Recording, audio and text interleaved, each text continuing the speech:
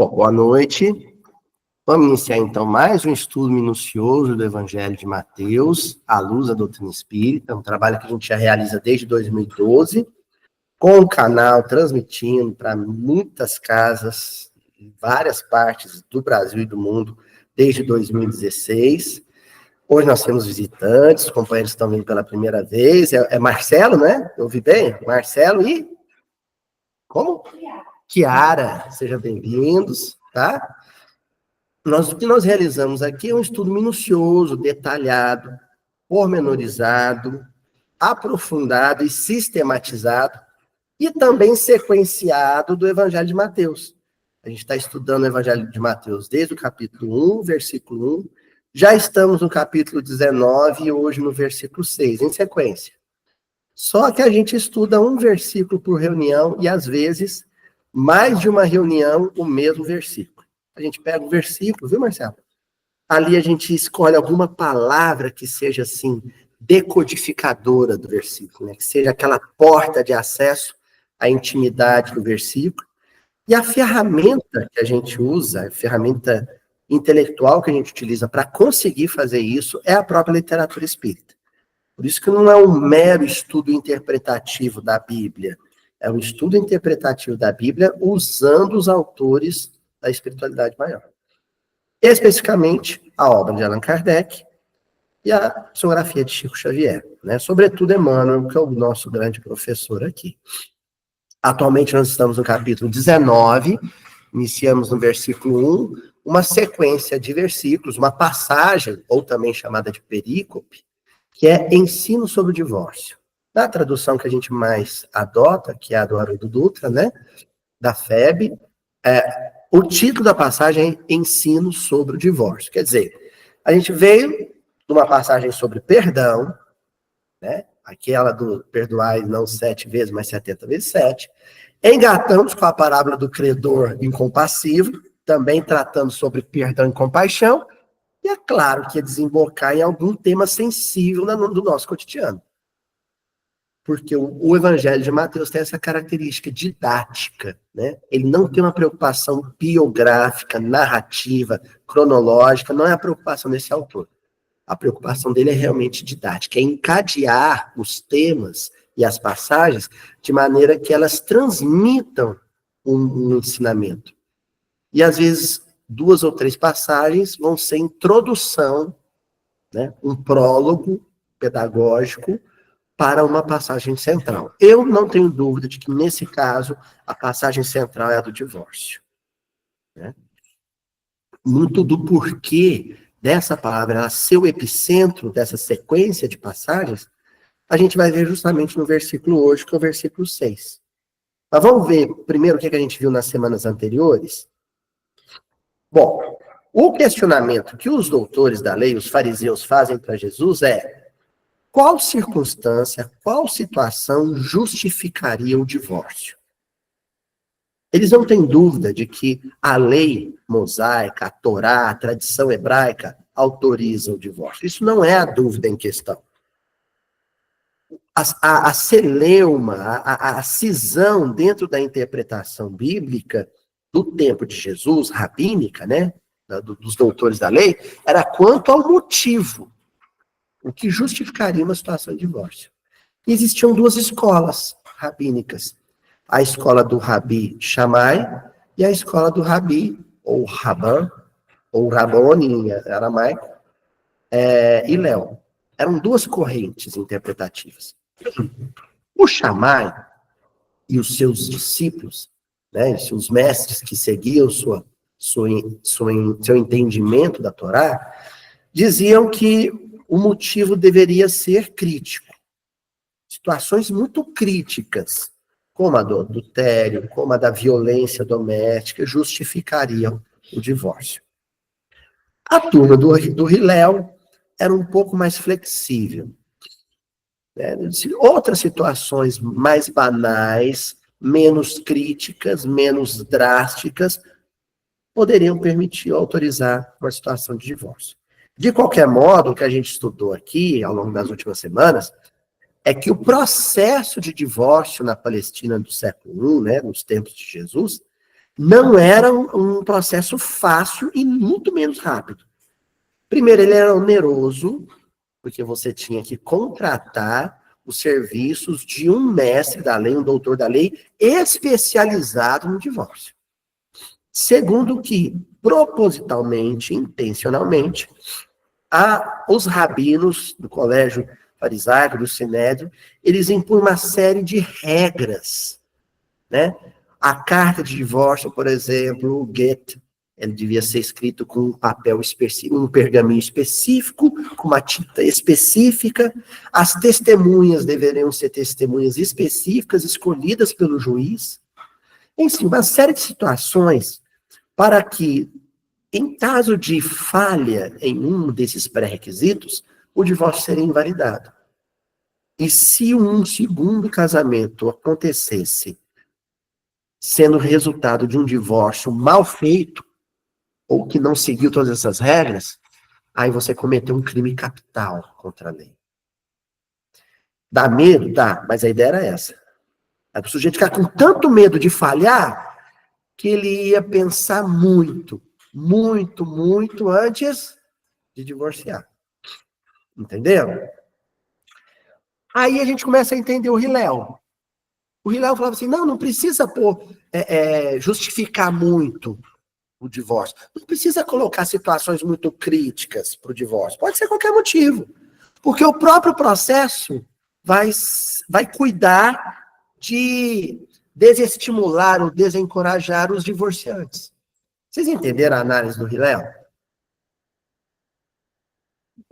Nas primeiras semanas em que a gente analisou o versículo, eu falei, olha, ao que parece, Jesus, a análise dele que a gente vai ver nos próximos versículos, segue mais a linha de entendimento do Shammai, de que não pode ser qualquer motivo para divorciar.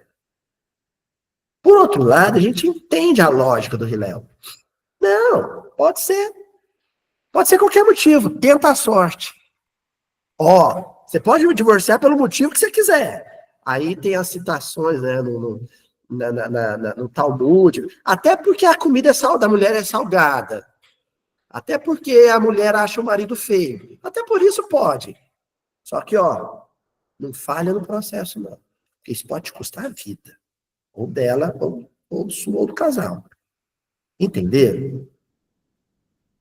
Então, para o Hillel, o próprio processo, a própria dramaticidade do processo de divórcio cuida de desencorajar os casais a fazerem isso. Certo? Isso foi lá atrás que a gente viu. Nas últimas semanas, a gente viu que hoje em dia, por exemplo, já não é tão dramático o processo de divórcio. Já visto pessoas que se casam e separam várias vezes, às vezes, um intervalo de ano. Mas Jesus não inicia a resposta dele para a proposta de questionamento com base nos usos e costumes da época. Ele usa a análise dele é com base no entendimento da própria lei, da Torá. Por isso que ele começa a responder dizendo, lestes o que foi escrito. Aí ele está fazendo referência de que no princípio, o que é no princípio? É o livro de Gênesis, em hebraico, Bereshit, que quer dizer no princípio. O que está lá no princípio? Aí ele vai citando os versículos. Certo? Ele vai citando uma série de versículos do livro de Gênesis para dizer para os fariseus, vocês estão cansados de conhecer a lei. Vocês não precisam me questionar. Vocês querem me colocar numa situação difícil? O que está escrito lá? E uma das coisas interessantes que a gente viu nas últimas 2 semanas é que a palavra grega que aparece no texto de Mateus, colou ou colar, que é cola, de onde vem cola mesmo, diz que o homem e a mulher estão unidos um ao outro, né? Deixe o que foi escrito. O homem e a mulher deixará seu pai e sua mãe e se unirá um ao outro. Esse unirá, a palavra em grego é cola. Grudará um no outro. Aderência. Grude mesmo, viu? Colar. Estou vendo ali o Marcelo e a Chiara coladinhos um no outro. Metaforicamente, né? Metaforicamente, o que Jesus está querendo dizer, ou pelo menos os autores, né, ao transmitir a ideia do que Jesus está dizendo, é o seguinte: pode ser uma cola super poder, pode ser uma cola Durex. Estou fazendo propaganda? Tô, né? E o vídeo no canal nem é monetizado. Pode ser qualquer super cola, ou pode ser aquela colinha branca mesmo, de papel. Independente disso. Se você colar uma superfície na outra, quando você separar as duas superfícies, elas vão estar intactas. O que vai ficar numa superfície e na outra? Marca. Entendeu? Não tem união afetiva. Afetiva. Nós não estamos falando de união meramente, puramente sexual. Nós estamos falando de uniões afetivo-sexuais. Não existem uniões afetivos sexuais em que, após a cisão, a separação, não fique na psique de um e na psique do outro algum tipo de marca. Quanto mais profunda, olá, Vivi, boa noite. Hoje você vem sozinha, largou a mamãe para trás. Não, mãe, fica em casa que eu vou sozinha. É isso? Boa noite, Raquel. Então, não há cisão de casal em que não fique num coração ou no outro algum tipo de marca. E quanto mais forte for o grude, quanto mais forte for a cola, por exemplo, num relacionamento com filhos, num casamento de anos, ali nós não estamos falando de colinha branca de papel. Nós estamos falando de Durepox. Estamos falando de, né, de cola super forte ali. Nesse caso, quando o rompimento acontece, é lesão. É marca profunda. Marca profunda. O resto da vida. Foi o que a gente estudou nas últimas semanas. E aí nós utilizamos o livro Vida e Sexo, de Emmanuel, em que ele fala sobre relacionamentos afetivos, o texto Relacionamentos Afetivos, em que ele vai analisar justamente isso. Não importa se o relacionamento foi oficializado pela justiça comum, a justiça dos homens, ou não, se é um namoro, se é um noivado, se é um casamento. Quanto mais profundo for o processo de aderência ou de ligação afetiva entre um coração e o outro, se a separação acontecer, não tem jeito. Vai ficar nas duas partes marcas, ranhuras, estrias, né? Algum sinal afetivo de que aquela união um dia aconteceu. Tem uma música, aí lá vem eu, a música popular brasileira que eu amo, né? É uma música do Tom Jobim com o Chico Buarque, que se chama Eu Te Amo. Aí tem uma parte linda que ele fala assim: como é que eu vou embora se na bagunça do armário embutido o meu sapato ainda pisa o teu? E meu paletó enlaça o teu vestido. Uma das coisas mais dolorosas no processo de separação. Para quem fica, é na hora que abre o guarda-roupa, abre o armário, e o armário já não está tão cheio. Não é? Tá vazio. Vocês estão vendo como sinais do cotidiano, pequenos momentos do cotidiano, revolvem aquela ferida, esbarra naquele machucado e dói. Não é assim? Porque a unha encravada, ela tá tudo bem se você não mexer nela. Mexe nela, pisa nela. Às vezes um talher a menos, um prato a menos na mesa, é uma ferida que sangra. Foi o que a gente discutiu nas últimas semanas. Aí vem o versículo de hoje, o versículo 6. Já vou avisando que ele não se encerra hoje. Eu já estou com as 2 próximas semanas preparadas para ele.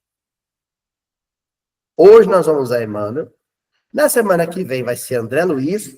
E na terceira semana nós vamos a um texto incrível de um autor chamado Aloysio Elias. Super humilde, inclusive. Quem conhece o Tolga, a Gracinha, o pessoal da internet conhece, nós vamos trazer ela para conversa aqui também. Um texto. Um texto. Ih, a Tininha já marejou, Tininha? Esse texto é muito especial, um texto que eu escrevi com muito carinho já há uns anos atrás, e nós vamos trazer esse personagem do livro Morro Alto para a conversa aqui também sobre a união, agora especificamente do casamento. Então, se nas semanas anteriores a gente falou de relacionamento afetivo, nas próximas semanas nós vamos falar especificamente do casamento. Tá certo? Então, vamos lá?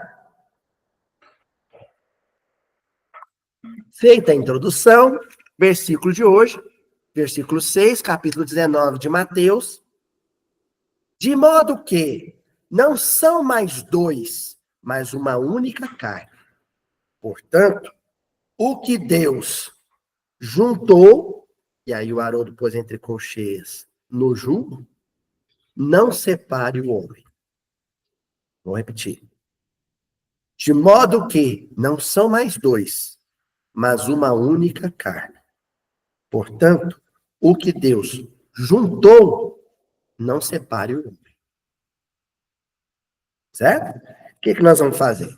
Nós vamos destacar dentro desse versículo uma palavra que seja aquela palavra-chave, aquela palavra estratégica, a porta de entrada para a intimidade do versículo, para aquilo que ele traz de mais substancioso. E a palavra aqui é justamente o juntou. Por isso que o Haroldo, na tradução, teve o cuidado de colocar entre concheias a palavra no jugo. Tá bom? Nós vamos utilizar para isso, então, de novo, o léxico do dicionário Strong, que é o interlinear que a gente mais utiliza aqui no Mindinho, é o dicionário que eu recomendo, é um dicionário clássico, mais conservador, mas ele é muito seguro na tradução. Há uns dicionários que são mais ousados na tradução, que dão, apresentam sentidos mais possíveis de tradução, usos mais ampliados de tradução, mas de vez em quando eles exageram. O Strong, ele é bem seguro, bem pé no chão. Eu prefiro partir do pé no chão e aqui na discussão a gente extrapolar um pouco, tá certo?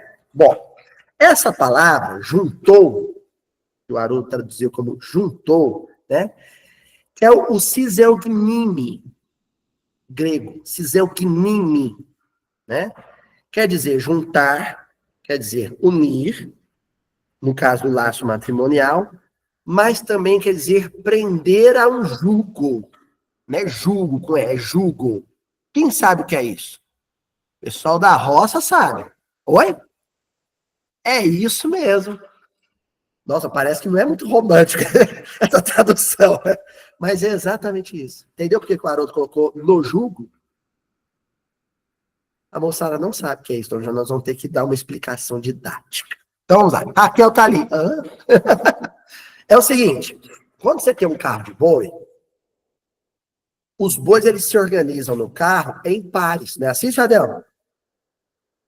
E aí, o boi, ele vai atrelado um ao outro e ao carro através de uma coisa que algumas pessoas chamam de canga, é uma palavra de origem urbana, né? De origem africana, uma canga, ou também chamado de jugo. É uma estrutura de madeira que vem no pescoço do boi. Então, eles ficam organizados em pares. A menor estrutura de um carro de bois é sempre pelo menos um par. Tem carro de boi, conforme a carga que você vai carregar, o tamanho do carro, você vai precisar de vários pares, né? 8, né? Bois emparelhados um no outro. Mas pelo menos um par você tem que ter de boi, né? Um par do outro. A palavra, o siseugmimi, está fazendo referência a isso. Por quê? Ela é uma palavra derivativa do zeugos, do grego, zeugos. E zeugos quer dizer dois animais de carga, pode ser cavalo, mula, mas como é o boi, por causa da força motriz dele, de tração dele, né? Emparelhados em par. Uma junta de animais. Entendeu? Os zeugos, de onde vem o zeugmimi, é um par vem de zeugos, que é um par de animais presos a essa estrutura, a esse jugo. Um par preso a um jugo. Ó, estão começando a entender? Deus uniu os dois como dois animais para puxar uma estrutura. Presos a uma estrutura onde o movimento, o avanço dessa estrutura toda depende da interação, da cooperação dos dois. Nenhum à frente, nenhum atrás, juntos, né? Os zeugos vêm de zigos. Zigos é a raiz. É a raiz de onde vem o verbo, substantivo, toda derivação vem de zigos. Zigos é o jugo, é a canga. Os gregos chamam de zigos, que é colocado sobre o animal de carga, então, no sentido metafórico, usado para qualquer carga ou sujeição. Essa palavra vai ser chave. Sujeição. Ah, não combina com casamento, porque o casamento é uma livre escolha.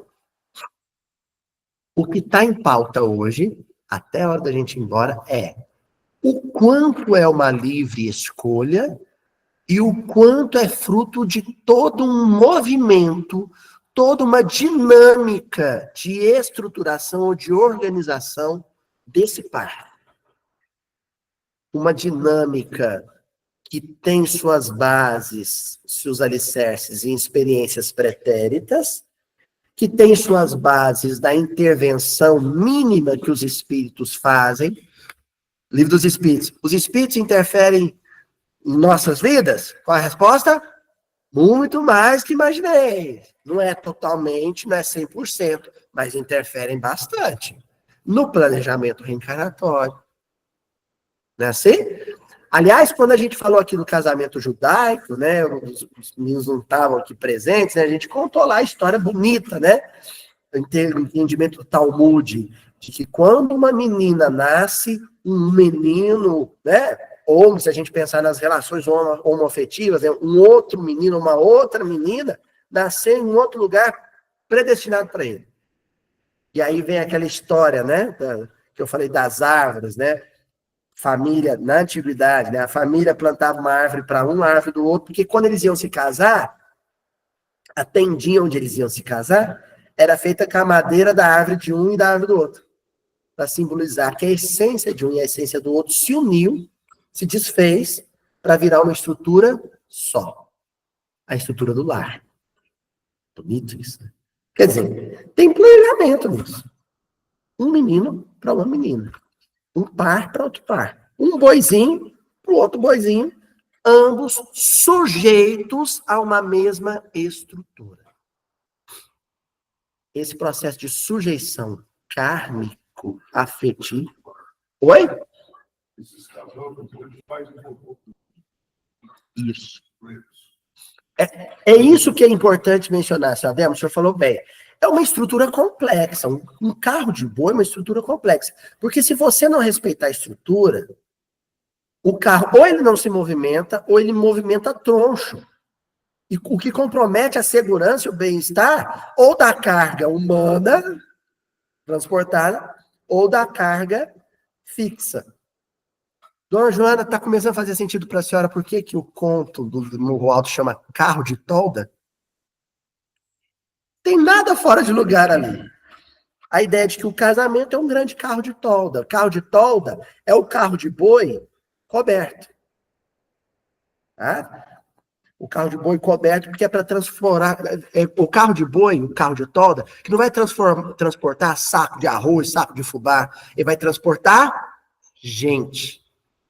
Então, a carga mais delicada que tem é quando transporta gente. É a metáfora mais incrível para a gente pensar um lar. É um movimento comum, todos indo na mesma direção. Você tem uma carga delicada ali sendo transportada pelo carro, que são os filhos, mas todos sendo transportados pelo esforço hercúleo de quem? Do casal.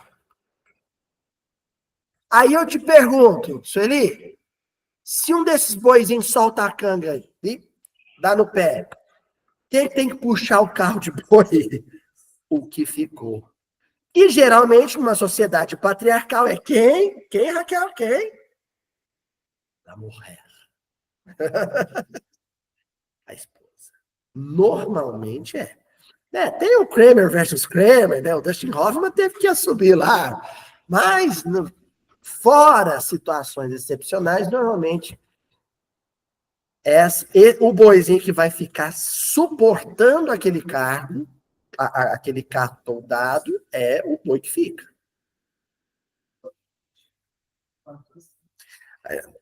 Sebastião, né, se despediu da mãezinha essa semana, né? Tinha meus sentimentos, né? Já transmiti pela Sueli. E a sua mãe, né? Puxou o carro. Sozinha, Tiago. 36 anos. Então, são as duas situações, né, em que isso pode acontecer. Ou uma situação fatal de planejamento kármico de uma viuvez, ou a situação extrema, que sempre precisa ser extrema. Isso é consenso. Qual é o motivo que a gente vai chamar de extremo? É o que está em pauta, em discussão. Agora, que precisa ser só em situações extremas, para nós aqui, não, é indiscutível. E em situações extremas também, há o abandono pelo divórcio. Ou a separação pelo divórcio. São situações possíveis. Existem situações de divórcio aí que é uma separação consensual, de parte a parte. Existe a situação que é propriamente o abandono afetivo. Nós vamos discutir todas as próximas semanas. Tá certo? Entendeu a palavra, né? Vamos para o Livro dos Espíritos? Ó, Livro dos Espíritos, o livro 3º, capítulo 4º, item 3º, Lei de Reprodução. Questão 695. Kardec pergunta: será contrário à lei da natureza o casamento, isto é, a união permanente entre dois seres? O casamento é uma lei natural ou é uma invenção social? Olha, vocês viram que eu mudei a pergunta, a profundidade da pergunta que ele faz para os espíritos? Já contei para vocês, o senhor Honório falava um negócio interessante. O senhor Honório é nosso professor, quando ele aprendeu isso tudo que a gente está falando aqui.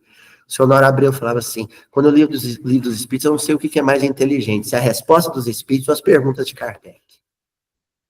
Olha o que ele está dizendo. O casamento é fruto de uma lei natural ou ele é uma convenção social?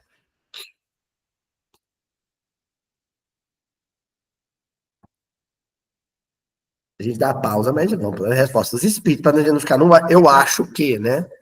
Resposta: é um progresso na marcha da humanidade. Eles não responderam. Eles não disseram nem que é uma coisa e nem que é outra. Quando eles dizem que é um progresso na marcha da humanidade, eles estão integrando as duas coisas, o social e o natural. Por quê? O progresso não é uma lei? Inclusive, no mesmo capítulo 4, tem a lei do progresso? Então, isso é natural. Que o homem precisa avançar e que ele vai avançar, isso é natural. Por como isso se dá, é um fenômeno social. É um processo social. Estão entendendo? O casamento, ele faz parte de um fenômeno natural. O progresso humano, o aperfeiçoamento das relações humanas. Agora, as relações humanas em si são um fato social. E o casamento é um deles. Aí, o que nós vamos fazer? Nós vamos ter que agora visitar um antropólogo muito controverso. O mundo acadêmico, pelo menos na minha área, que é de ciências sociais, se divide entre os que engolem ele com mais facilidade, os que têm alguma resistência a ele, que é o Claude Lévi-Strauss. Então, o Claude Lévi-Strauss, quando ele vai trabalhar, né, uma evolução acadêmica da antropologia cultural, do Franz Boas e tal, ele vai trabalhar com estruturalismo. É uma corrente de pensamento social que é o estruturalismo. Que tem algumas críticas, tem algumas observações, mas que eu, pessoalmente, bebo em algumas fontes do estruturalismo. O próprio Legado das Aldeias, o livro, viu, Dona Jana? Fala para o Felipe.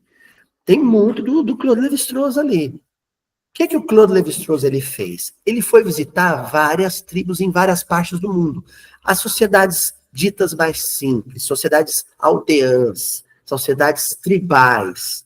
Ele foi para a Ásia, ele foi para a África, ele foi entre os nativos na América do Norte e ficou muito tempo, né, quando ele publica o Tristes Trópicos, né, ele ficou muito tempo aqui no Brasil, né, na região ali do Mato Grosso, nos índios do Mato Grosso, ficou muito tempo ali, convivendo, e percebeu que existiam algumas estruturas que eram comuns a todos esses povos, e eles nunca se comunicaram.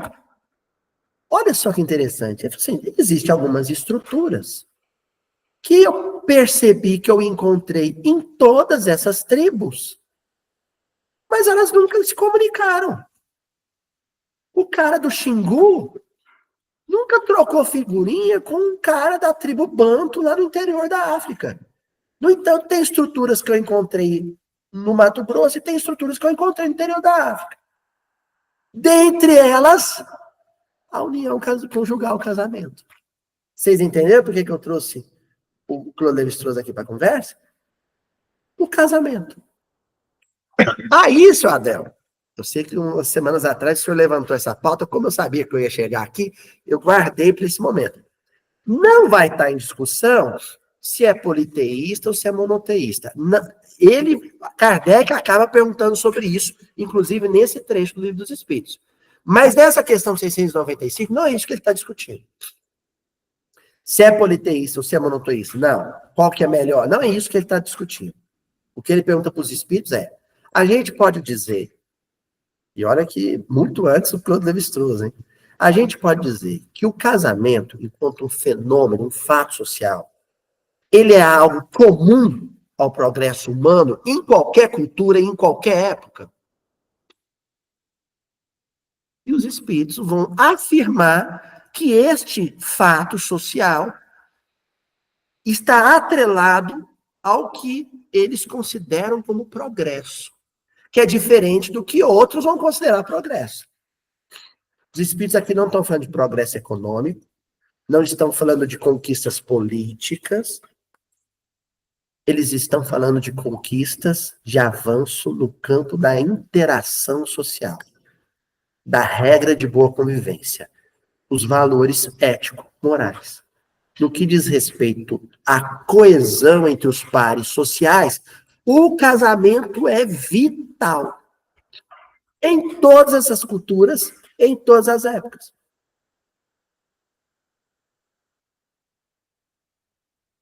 Entendeu? Para a sobrevivência da espécie, o casamento é vital? Não. O sexo é. Precisa explicar? Preciso. O sexo, sim. A reprodução, sim. Mas, para a manutenção da sociedade humana, casamento é vital? É. As características, a natureza, a forma como os pares vão se relacionar, isso vai variar de cultura para cultura, segundo o Claude Lévi-Strauss. Agora, a instituição casamento, ela existiu em todas as épocas, em todas as culturas, de uma forma ou de outra. E segundo os espíritos, é por isso que todas elas, de uma forma ou de outra, avançam. Claude Lévi-Strauss, eu concordaria com os espíritos, que eles iam dizer, não, essas sociedades são ahistóricas. Elas não avançam, elas são o que são há séculos e sempre vão assim. Mas a visão dele é materialista. Antes que tem um pessoal que fica bravo de eu citar esses autores sociais. Mas eu dialogo com eles. Eu estou tão seguro do que eu conheço e o que eu sei sobre a doutrina espírita que eu me permito isso. Dialogar com eles. Claude Lévi-Strauss não era espírita.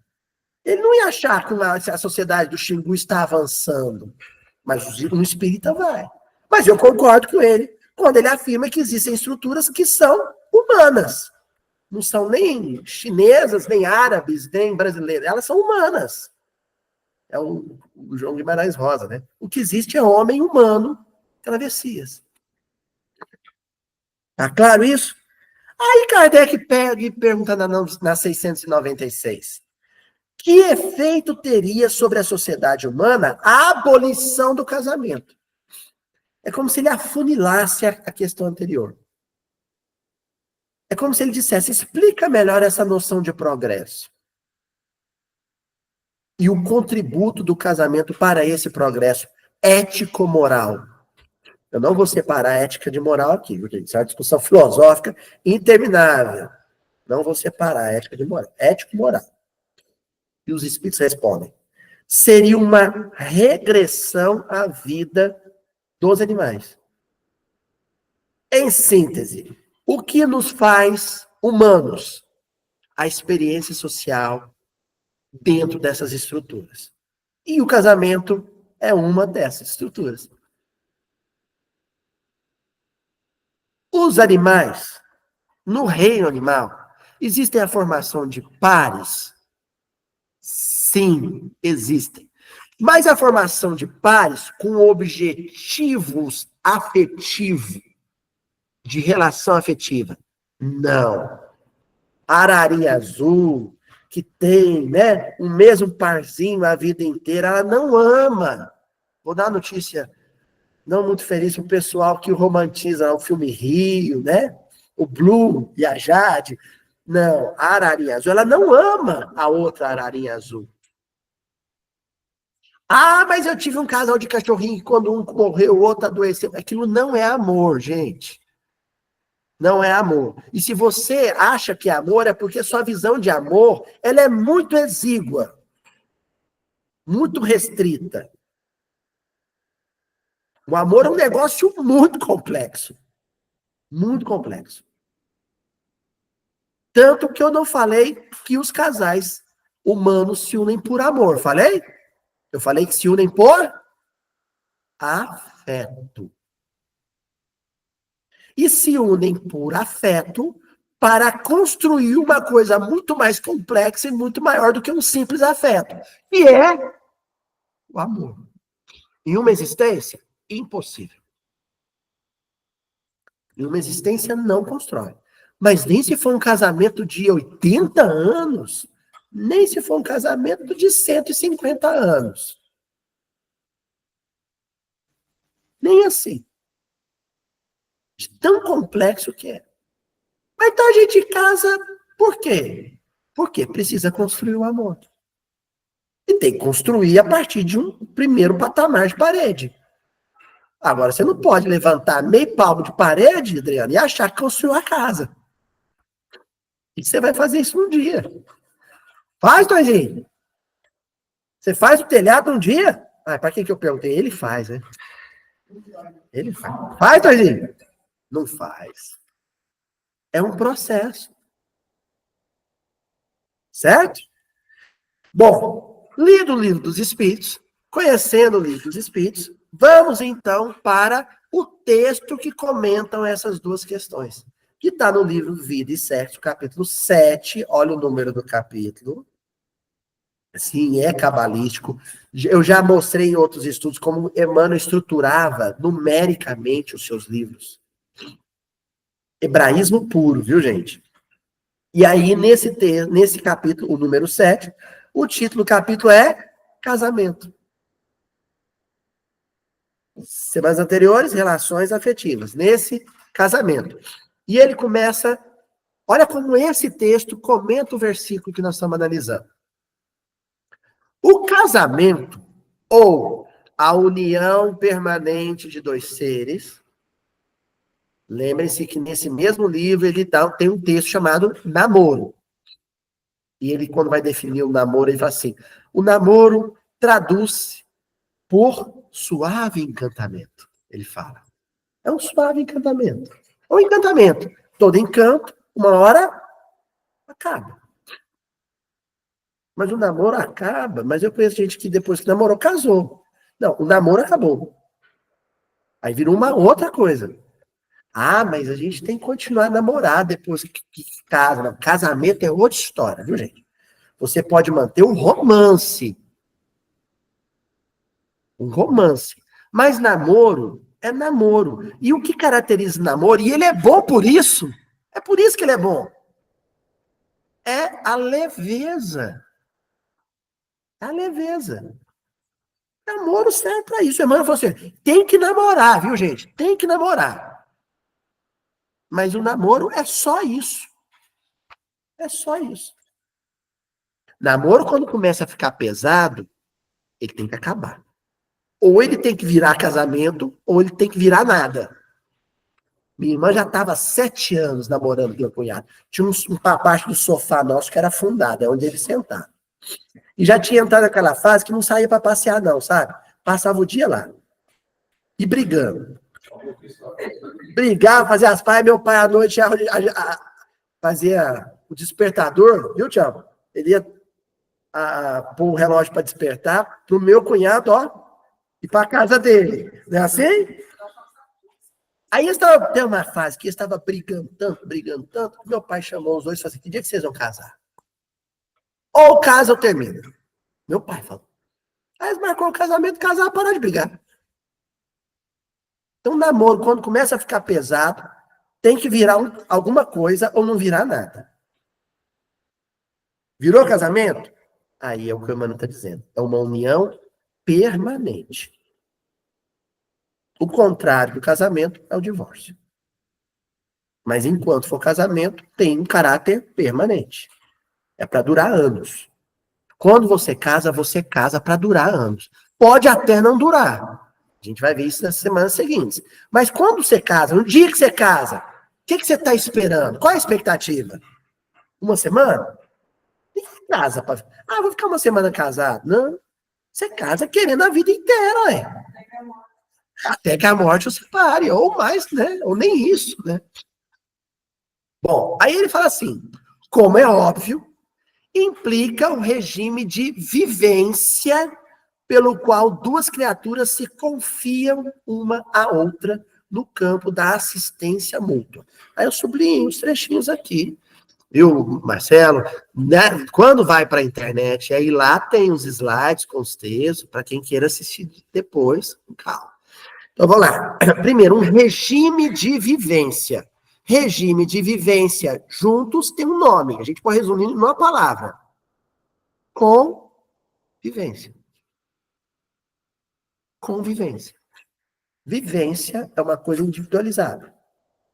Um regime de vivência em comum, a dois, pelo menos dois, aí você já tem caracterizado uma convivência. E na convivência, surge um elemento que é o complicador da existência humana. Todo homem exerce sua autonomia. E o seu sujeito interior, a sua individualidade, quando ele age no mundo. A ação. O problema é que quando você age na presença de outro, próximo a outro, toda ação tem uma reação. Aí a reação complica tudo. Tudo que eu fizer, toda ação minha, quando eu estou num regime de vivência, inevitavelmente vai ter uma ação, uma reação. Mesmo que essa reação seja uma inação. E inações podem ser bem barulhentas. Querem ver um negócio? Aniversário de casamento, o marido decide agir. Ele chega... Não, tem que ser o contrário. A mulher decide agir. Ela chega para o marido e fala: eu te amo. O que ela espera que ele faça? Eu te amo também. Aí ele não fala nada, ele fica olhando para ela e só sorri. Ela repete: eu te amo. E ele não faz e não fala nada. Essa inação dele, ela interpreta como uma reação. Para ela, o não dizer significa que ele está dizendo. Dizendo o quê? Que não ama. E ela está errada? Pode ser que sim. Mas ela acha que está certo. Outro dia eu vi um vídeo muito engraçadinho. Um casal. Acho que o cara sabia que ela ia fazer isso. Ele sentou no computador e pôs o celular filmar aqui assim. Aí ela entra no quarto onde ele estava trabalhando. Casal novinho. Aí ela vem com roupa de ginástica. Ela chega, pega, dá um beijo nele e fala: amor, tô indo na academia, te amo. E na hora que ela virar as costas, ele fala: muito obrigado. Aí ela fala assim: você disse o quê?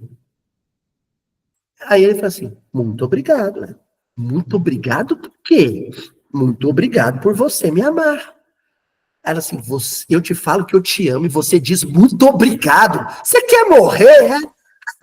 Os dois começam e falam: mas o que eu falei de errado? Eu agradeci por você me amar. Ela fala assim: você devia responder que me ama também. Ele fala: mas eu não posso agradecer simplesmente por você me amar. Enfim, o vídeo é uma graça. É justamente isso aqui. Se tem uma ação, tem que ter uma reação. E quem agiu esperando uma reação tem uma expectativa, que pode ser frustrada.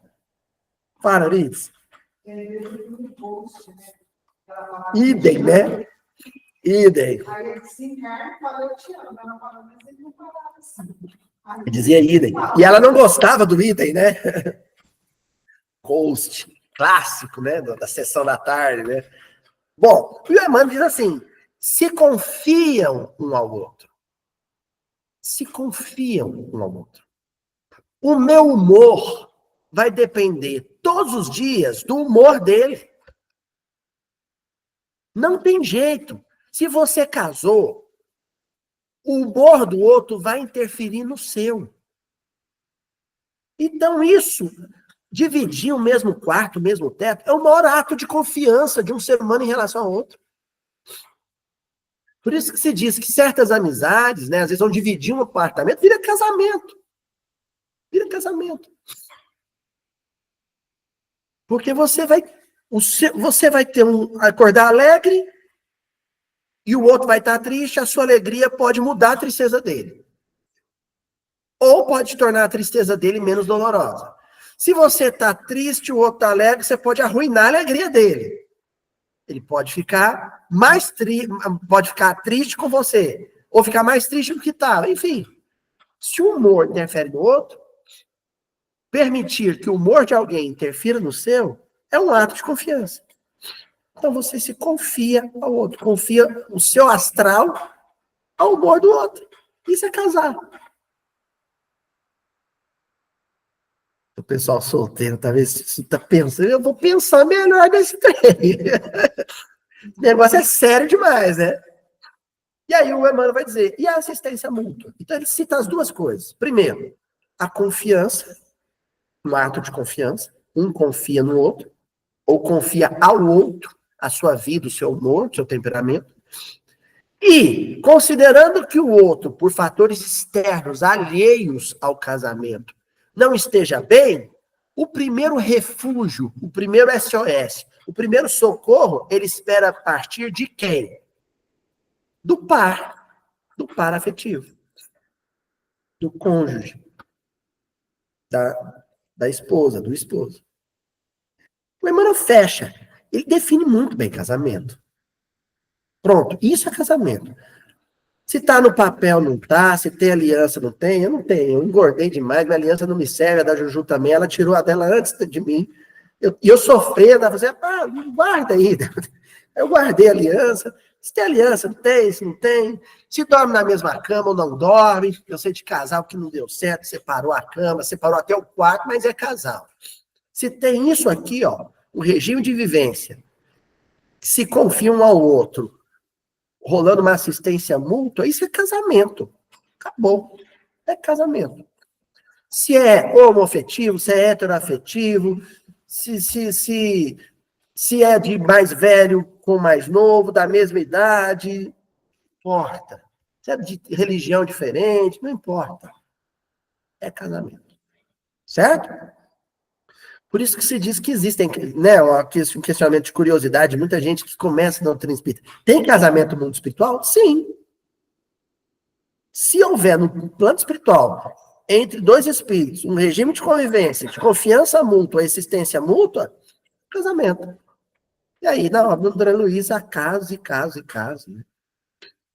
Nessa Adelina, o Ildeu e a Marcela, que nós vamos estudar na semana que vem, Dona Laura com o seu Ricardo, no nosso lar, e os casos são inúmeros. Essa união reflete as leis divinas, que permitem seja dado um esposo para uma esposa. Eita, olha o versículo aí. Olha o versículo aqui. Olha o versículo. Repetir.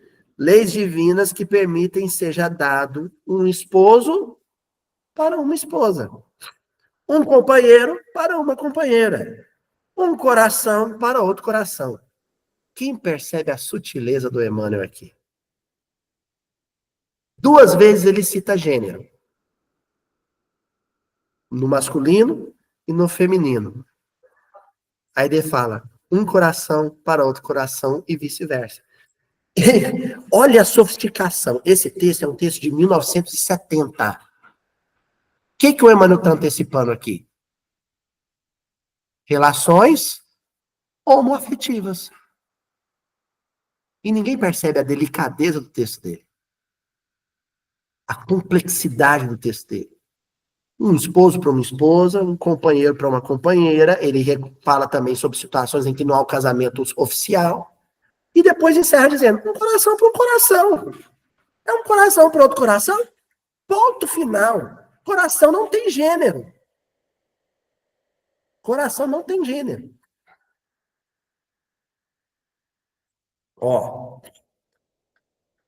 Na criação e desenvolvimento de valores para a vida.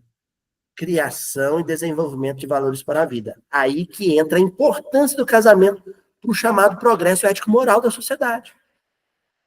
Valores ético-morais. Onde é que esses valores são criados e desenvolvidos? No centro espírita? No Palácio do Planalto? No consultório psicológico? Na escola? Não. No lar. No lar. Onde se molda caráter. Em ambiente de convivência familiar, ponto final. Aí, você pode reproduzir esses valores. E o Emmanuel não cita a reprodução. Ele cita só a criação e o desenvolvimento. Ou seja, surge o valor de convivência ali. Uma regra simples. Quando um falar, o outro escuta. Onde é que vocês acham que surgiu isso? Onde mais se fala e mais se escuta. No lar. E se desenvolveu. Aí, essa regra do enquanto um fala, o outro escuta, deveria ser reproduzido, por exemplo, na Câmara dos Deputados. Deveria ser reproduzido numa sala de aula. Deveria ser reproduzido numa casa espírita. Mas onde se cria e se desenvolve esse valor? No ambiente familiar. Valores de convivência, para tornar a convivência humana possível. Palatável, agradável. Tá claro isso, gente? E aí ele fecha essa parte dizendo: imperioso, porém, que a ligação se baseie na responsabilidade recíproca. Eu esperei esse texto para responder uma companheira que ficou um pouco preocupada com o poema da Adélia Prado. Aí foi lá na internet, deixou o comentáriozinho lá, eu publiquei o comentáriozinho dela, não respondi porque eu estava esperando esse texto. Ela comenta o seguinte, ela adora, pelo que ela falou, ela adora a poesia da Adélia Prado, o poema da Adélia Prado que eu citei, que eu li aqui, é o que ela menciona quando o esposo chega da pescaria, e ela fala assim, me desculpe outras mulheres, mas eu adoro quando ele chega da pescaria. E ele pede para eu limpar o peixe para ele e eu faço com gosto. Porque na hora que eu tô limpando o peixe, o meu cotovelo esbarra no cotovelo dele enquanto ele conta suas anedotas, suas fantasias de pescador.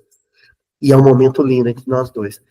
É um poema lindíssimo, em que ela cita uma mulher que não se incomoda do desconforto do cheiro de peixe, da escama de peixe, da hora em que o marido chega na pescaria, porque o estar com ele, interagindo com um prazer dele, a pescaria é um prazer dele, para ela também é prazeroso. Aí a companheira pergunta e falou assim, tá, mas ele faz a mesma coisa em relação a ela? Para ela, poetisa é irrelevante, porque o eu lírico dela é feminino. Outra coisa é você questionar, deveriam ter poetas homens com um eu lírico masculino que fariam um poema compatível, e aí eu prometo à companheira, talvez eu faça isso, em que o homem sente o maior prazer em carregar as sacolas de compra da mulher depois que ela vai no shopping. Ou ele sente o maior prazer de ficar na porta da Renner enquanto ela olha uma arara de roupas, todas elas iguais. É um negócio que eu nunca entendi. A Juliana vai para uma loja de departamento e ela fica olhando as blusas idênticas uma à outra, e ela fica olhando, ela está escolhendo. E eu lá em pé, com aquilo, aí eu vi um cabide humano, com aquilo que ela já comprou, esperando ela escolher roupas idênticas, né? Mas enfim, eu talvez escreva um poema sobre o prazer que me dá fazer isso com a Juju. Entenderam? Nem é o caso. Porque o Emmanuel está dizendo aqui, é uma responsabilidade que é recíproca. Isso sim, concordo com a companheira e é indispensável. Tem algum problema da mulher sentir prazer em arrumar a tralha de pesca do marido que chegou da pescaria? Não, desde que ele sinta um imenso prazer também em lavar a roupa o dia que ela estiver indisposta. Vocês entenderam? Porque tem que ser, viu, Jadel? Tem que ser recíproco. Né? Olha aqui, senhor Adelmo. O mesmo prazer. Eu vou provocar aqui o sentimento de, digamos assim, o ressentimento de muitas mulheres. Tem algum problema se a mulher cortar as unhas dos pés de um homem? Não, desde que ele não se incomode de tirar com acetona o esmalte da unha dela. Imagina que cena linda, a mulher com os pés na bacia e o homem passando o esmalte. Mas eu já ia falar do tchau. Vocês estão entendendo? Eu não acho que é uma cena machista, uma mulher lixando o calcanhar de um homem, desde que esse mesmo homem esteja disposto a passar esmalte no pé da mulher.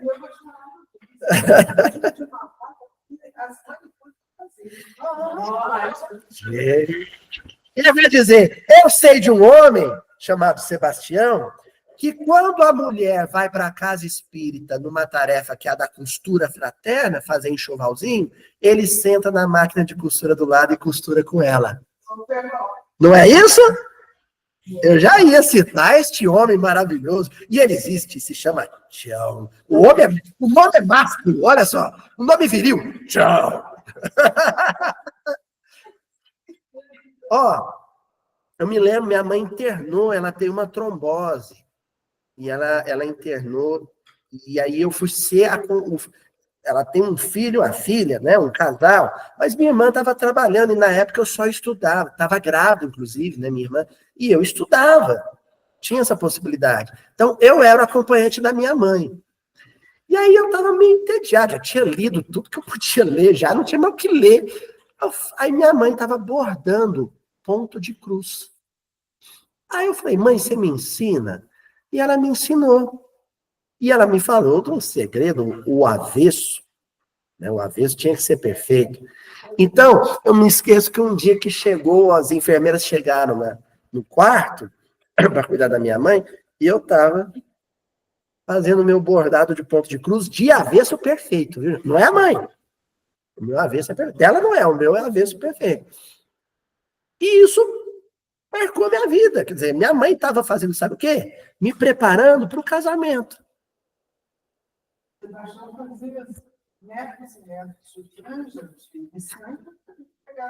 Aê, ai, meu Deus do céu. Então, isso que o Emmanuel está chamando de responsabilidade recíproca. De vez que na comunhão sexual em um ser humano se entrega a outro ser humano, e por isso mesmo, não deve haver qualquer, olha aqui, gente, desconsideração entre si. Desconsideração é quando você não considera.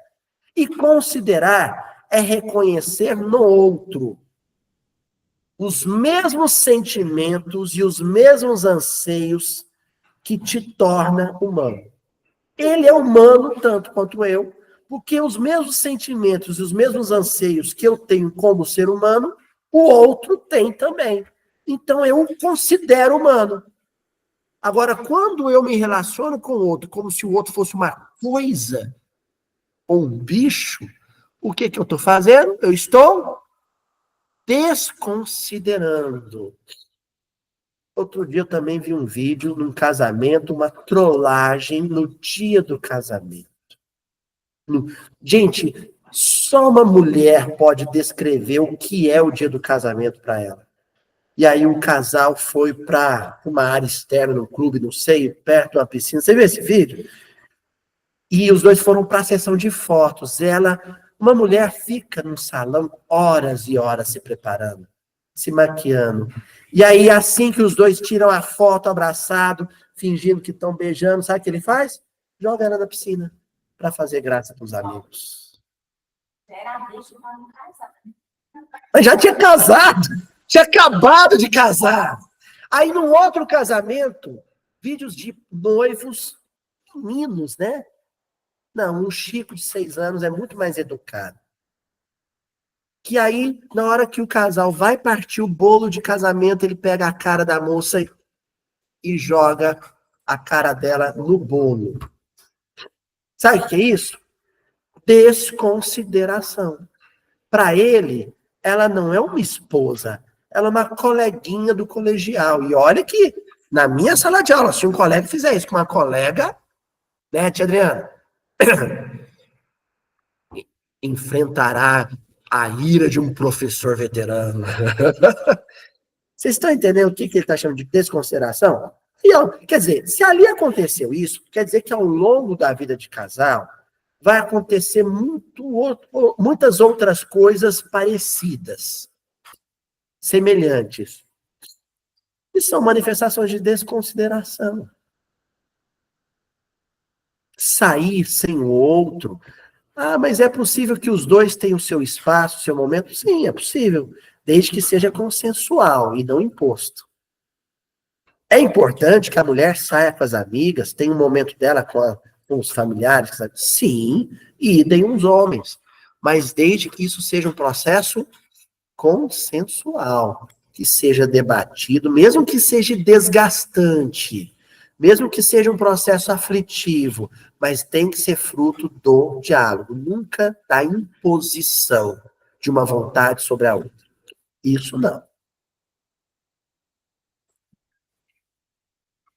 Mesmo que você diga não para os amigos e fala, olha, gente, a patroa não gostou, mas eu vou conversar com ela. Fecha a porta do quarto e aí conversa com ela. Você não tem esse direito. Tá errado. Mas você não foi, sabe, de uma forma impositiva. Eu vou porque você não me manda. Não é assim. Tem que ser dialogado, né? Eu sei que não é tão simples assim, até porque eu sou casado. Eu sou casado, né? Estou com a Juju há 15 anos. Eu sei que não é tão simples assim. Mas é justamente por isso que há consideração. Quando fica simples, é porque alguém está desconsiderando o outro. Não é assim? Ó, tô saindo com a turma e vou sair, você não vai pedir. Foi simples, não foi? Por que foi simples? Porque eu desconsiderei a vontade do outro. Se eu considerar, fica complexo. Aí é casamento. Casamento é complicado, é complexo. Aí é casamento. Entendeu? Porque aí vai exigir o quê? Negociação, diálogo. Como é que é? Né, Raquel? Você tem 3 minutinhos? A Raquel falou, né? Que fala, pessoal, 3 minutinhos. Isso é casamento. É complicado? Esses 3 minutinhos, pode ser 3 horas de negociação, 3 dias de negociação, pode ser. 3 anos, 30, sim. Aí é casamento. Avançando, falei para vocês que não ia dar tempo. Acho que vão ser 4 semanas. Só isso aqui, ó. Indiscutivelmente, nos planos superiores, o liame entre 2 seres é espontâneo, composto em vínculos de afinidade inelutável. O que o Emmanuel está dizendo agora? Em planos superiores, ele está falando da Terra? Não. Não está falando da Terra. Ou pelo menos não está falando da Terra superfície, crosta terrestre. Talvez em esferas mais afastadas do nosso convívio ordinário. Mas, sobretudo, ele está falando em outros orbes. Em planos superiores, a união entre os seres é espontânea. Então, as nossas uniões não são espontâneas? Não. Elas são planejadas. Elas são preparadas. Isso que a gente chama de amor à primeira vista, ou no primeiro olhar, isso é um déjà vu mesmo. É o inconsciente jogando para o consciente um planejamento que está ali, ó, nas sombras, escondido. Isso é uma crença espírita, viu? Eu sei que tem gente que na espírita está assistindo esse vídeo agora. Isso é uma crença espírita. Sim, os casamentos, quando são fruto não da casualidade, quando eles são fruto do planejamento, a impressão do primeiro encontro é só uma impressão consciente, mas existe ali uma memória oculta, certo? Então não é um processo totalmente espontâneo. Outra coisa, quando ele fala sobre processo espontâneo ou união espontânea, é quando não há outro motivo que não seja a afinidade e a simpatia. Nos casamentos da Terra, pode haver a afinidade e a simpatia, mas não somente. Além da afinidade e simpatia, haverá também ali um processo kármico. Um planejamento kármico.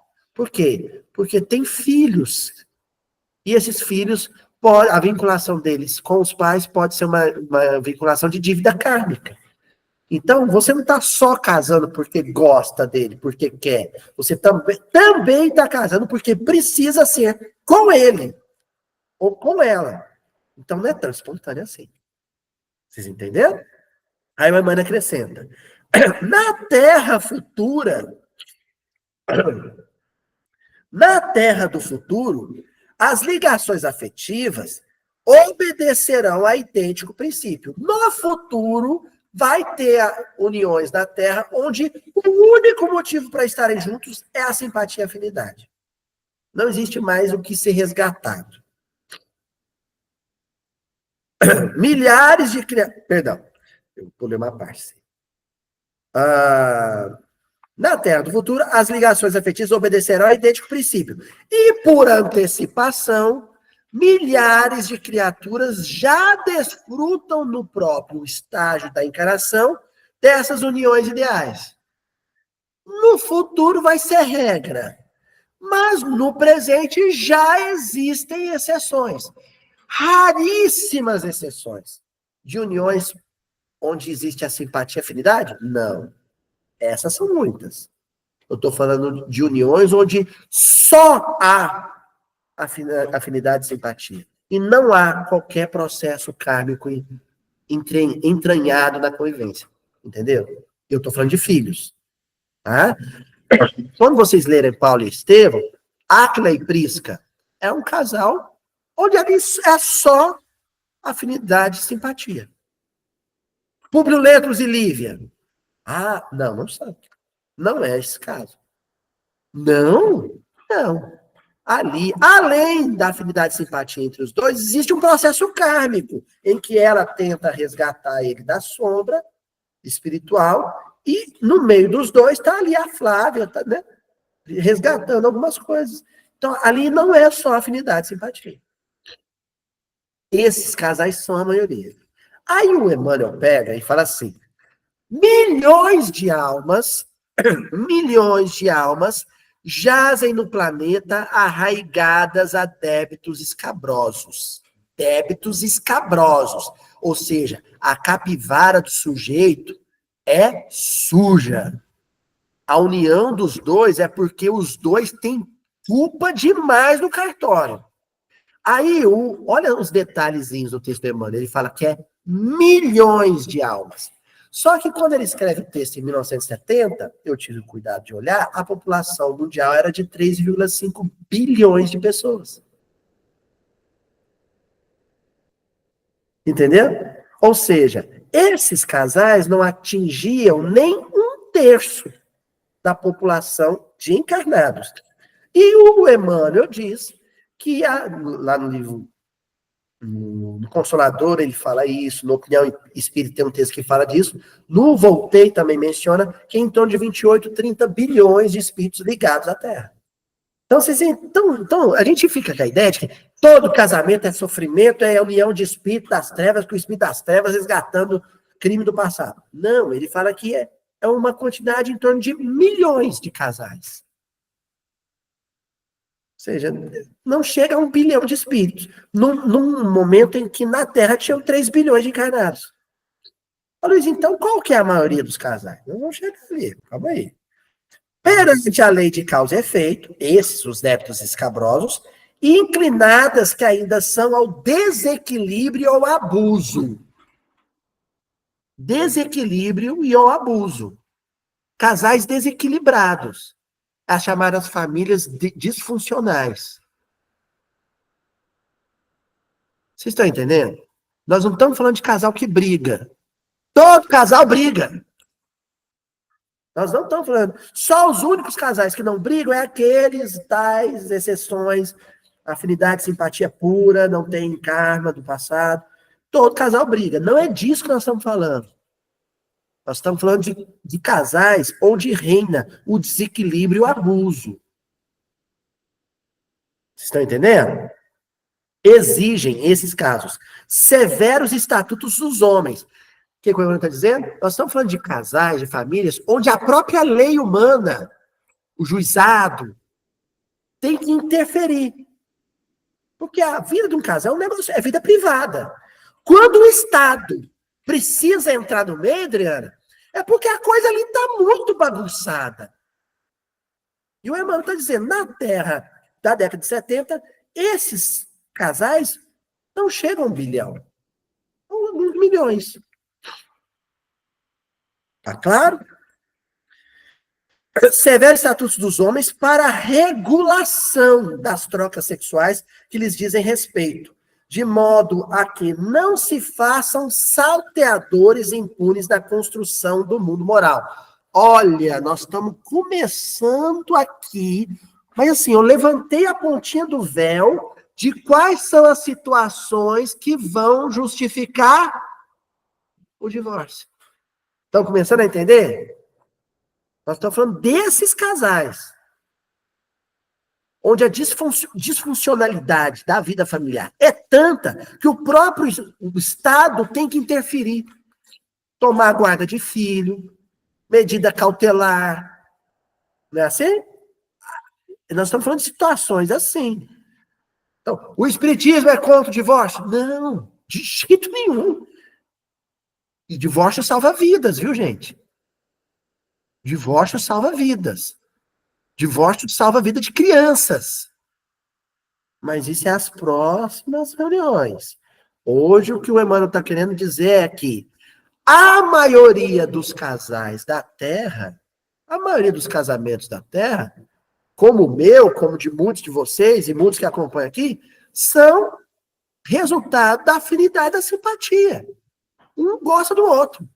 Só que no meio dessa união, motivada por afinidade e simpatia, os espíritos aproveitam o agradável e introduz ali o útil. Resgate kármico, do processo de convivência, inclusive de resgate kármico com os filhos, com a convivência com os filhos. Tá certo? Vamos parar aqui? Deixa eu ver se tinha mais texto. Tinha mais texto. Mas fica para a semana que vem. Tá bom? Não deu para esgotar, hein? Entenderam porque que é miudinho? Sabe? É catar agulha no palheiro. Aqui é minuciosa a coisa mesmo. Então, na próxima semana a gente continua. Mas hoje ficou claro por que junta homem e mulher, ou junta dois corações. É isso aqui. Um boi, o outro boi, os dois conjugados, movendo, fazendo mover um carro de boi. Tá certo? Então, é semana que vem.